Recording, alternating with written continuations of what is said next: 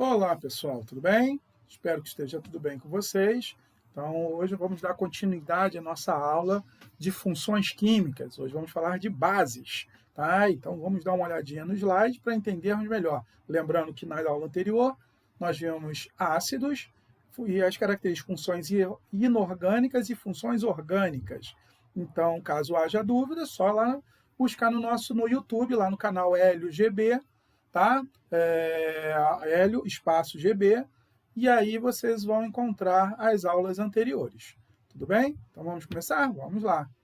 Então, o que seriam bases? Bases, segundo Sveco Arrhenius, que criou o conceito mais simples de base, tá? Ele diz o seguinte, que toda e qualquer mistura que ao entrar em contato, toda e qualquer mistura ou substância, né, que entrou em contato com o meio aquoso, que liberar esse íon aqui, que nós chamamos de íon hidróxido, nós consideramos essa substância uma base, tá? Então, vamos exemplificar melhor. Existem as teorias de Bronsted-Lowry e de Lewis, mas essa daqui é que nós vamos trabalhar hoje. Então, olha aqui. Como vamos classificar essas bases? Uma base pode ser classificada quanto à presença de hidróxidos, ou seja, de OH em sua estrutura, em sua molécula. Então, ela é chamada de monobase quando apresenta apenas um hidróxido na molécula.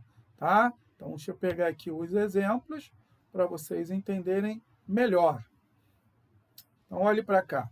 Se eu, por acaso, olhar para a substância, ela tem OH, já está me caracterizando uma base. OH me caracteriza uma base. Olha os OHs aqui, ó, uma base. OH, uma base, tá? Na grande maioria dos casos, as bases sempre vão estar presas aos metais. Ou também a cátions. Vamos ver isso melhor já já. Tá bom? Então, uma base está presa ao metal mais o hidróxido. Chamamos essas bases de monobases, por quê? Porque é a presença de um hidróxido apenas. Porém, quando nós temos dois hidróxidos, chamamos ela de dibase ou bibase. Então, olha o que acontece aqui, ó.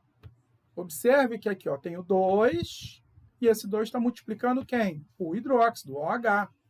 2 multiplicando quem? O hidróxido, OH. A presença desse parênteses aqui, galera, quer dizer que esse 2 multiplica o 1 e multiplica também o oxigênio, tá?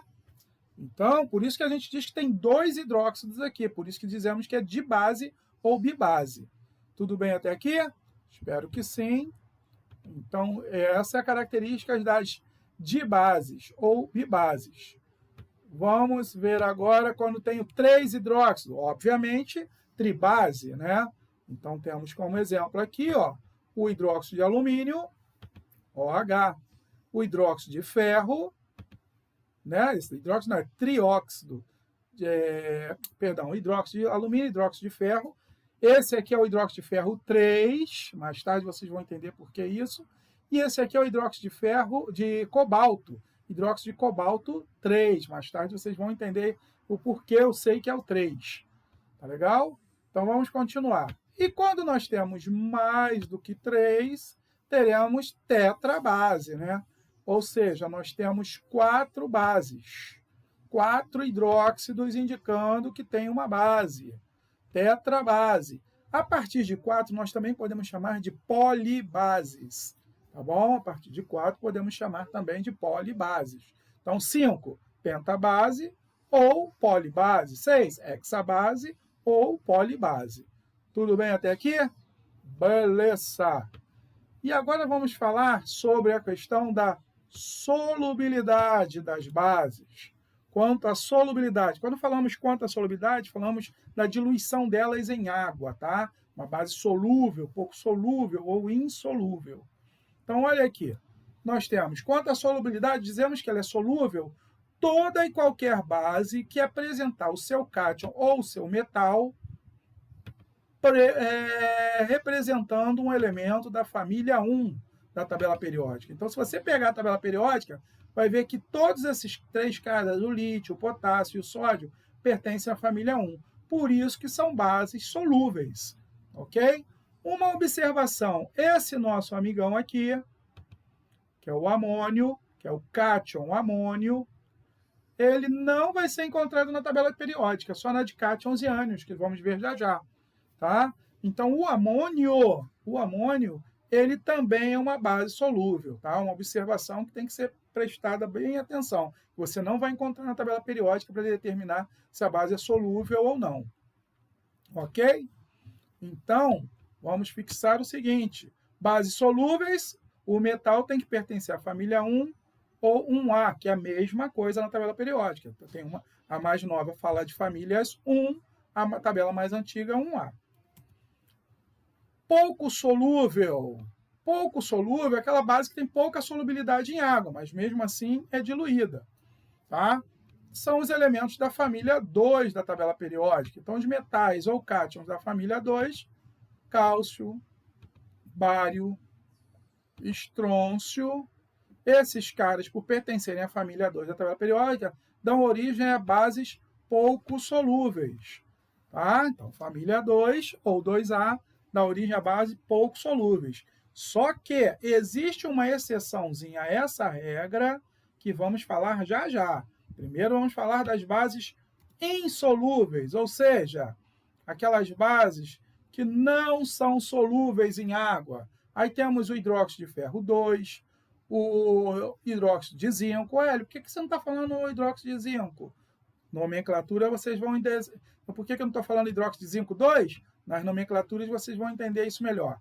Hidróxido de mercúrio 1, hidróxido de alumínio. Tá? Aguardem que já já a gente vai tirar essas dúvidas em nomenclatura das bases. Então, olha aqui, gente. Olha a exceçãozinha que eu falei para vocês. O magnésio e o berílio, todos os dois, esse cara e esse outro carinha aqui, todos os dois fazem parte da família 2. Porém, são uma exceção à regra. Então, apesar de fazer parte da família 2, eles são insolúveis, tá? Então, exceção à regra. Não são pouco solúveis, são insolúveis. Muito cuidado com esses dois carinhas aí, tá bom? Então, vamos lá, vamos continuar. A partir daí, vamos falar agora, ó, dei uma ênfase lá para ninguém esquecer, magnésio e berílio. A partir daí, vamos falar quanto à força, olhando também para a tabela periódica. Dizemos que os elementos que fazem parte da família 1 e 2 da tabela periódica são considerados bases fortes. Então, exemplo, hidróxido de potássio, hidróxido de cálcio, que é da família 2, hidróxido de sódio, o sódio é da família 1, todos eles são bases fortes, porque seus metais e os seus cátions pertencem à família 1 e 2 da tabela periódica. Então, é só acompanhar pela tabela periódica para saber a força de uma base. Continuando. Agora, as bases ditas fracas. Vamos ver quais são essas bases ditas fracas? São das demais famílias. Exemplo, hidróxido de mercúrio, hidróxido de ferro 3, esse é o hidróxido de mercúrio 1, hidróxido de alumínio, hidróxido de cobalto 3, hidróxido de cobre 2, e hidróxido de estanho 4. Tá? Então, veja bem, gente, tem uma pequena observaçãozinha. Esse nosso amiguinho aqui, deixa eu mostrar o nosso amigo, que é o hidróxido de amônio, já falamos dele lá atrás, lembra? Das bases solúveis, é esse mesmo cara. Quanto à força dele, é uma base fraca. Então, o hidróxido de amônio não está na tabela periódica, mas ele é uma base fraca, apesar de não estar na tabela periódica. Então, muita atenção com o meu amigo aqui. Lembrando que esse 4 está aqui embaixo, né? NH4OH. Ok? Então, continuando. Vamos lá. A partir daí, vamos ver as exceções que eu acabei de falar para não esquecermos. Hidróxido de magnésio e hidróxido de berílio são insolúveis em água, mas são bases fortes, porque pertencem à família 2. Hidróxido de amônia, solúvel em água e fraca. Não está na tabela periódica, mas o NH4OH, ó, tá vendo? Ó, aqui o 4 está aqui, mas aqui está aqui embaixo. Está direitinho aqui, ó, tá vendo? Então, o NH4H ele é solúvel e fraco. Tá legal? Não está na tabela, mas você já tem que ter na mente que ele é solúvel e fraco. E agora, para nós fecharmos por hoje, vamos falar de reação da neutralização ou de neutralização. A reação de neutralização, que é mais dita de neutralização ao invés de da neutralização, ela é dita neutralizante por quê? Porque ela neutraliza ácidos e bases. Então, vamos dizer, quando falamos de energia de neutralização, falamos de reação entre ácidos e bases. Tá? Então, quando eu tenho um ácido e base, eu estarei produzindo quem? Sais e água. Tá? Então, isso é certo, gente. Quando o meu reagente é ácido e base, tenho sais e água, e vice-versa. Quando a gente fala de reação de neutralização, quando nós temos sais e água, nós produzimos ácido, quer dizer que o reagente era ácido e base. Tá? Isso caracteriza uma reação de neutralização. Por que neutralização? Porque você está neutralizando a função ácido e a função base. Olha o exemplo aqui, para ilustrar melhor. Ácido clorídrico ou hidróxido de sódio. Poxa, Érico, como é que sabe esse nome? Vocês vão aprender, calma, relaxa. Vai dar origem ao cloreto de sódio, que é o sal de cozinha, e água, tá? Então, olha aqui. Quando eu dissocio, imagine que isso está num recipiente cheio de água. Quando eu jogo ácido clorídrico e o hidróxido de sódio, eles separam-se em cátions e ânions. Então, eu separo o íon cátion hidroxônio, né? Que nós já vimos lá em ácidos, e o íon ânion cloreto. No caso da base, libero o cátion sódio, liberando o ânion hidróxido. Nesses dois caras aqui, repare nisso. Esse cara, em função de cargas contrárias, vai se unir ao hidróxido. Em contrapartida, esse cara, em função de cargas contrárias, quando se aproxima do cloreto, se une ao sódio, dando origem ao nosso amigo NaCl. Tá? Então, ele vai dar origem ao NaCl, bem aqui do outro lado.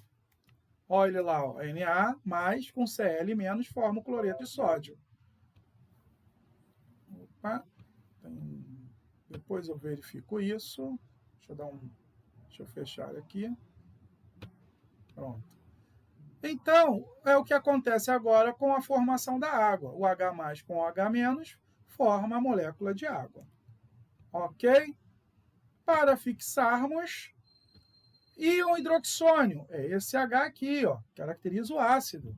Esse é o íon hidroxônio. Íon hidróxido. É esse cara aqui, tá? Que vai caracterizar a base. Ok? Beleza? Bem, galera, espero que tenham gostado. Se gostaram, dá um like aí no canal. E, não esquecendo, revejam esses conteúdos. Nas próximas aulas a gente vai trabalhar em cima disso aí, tá bom? Beijo no coração de todos. Até a próxima.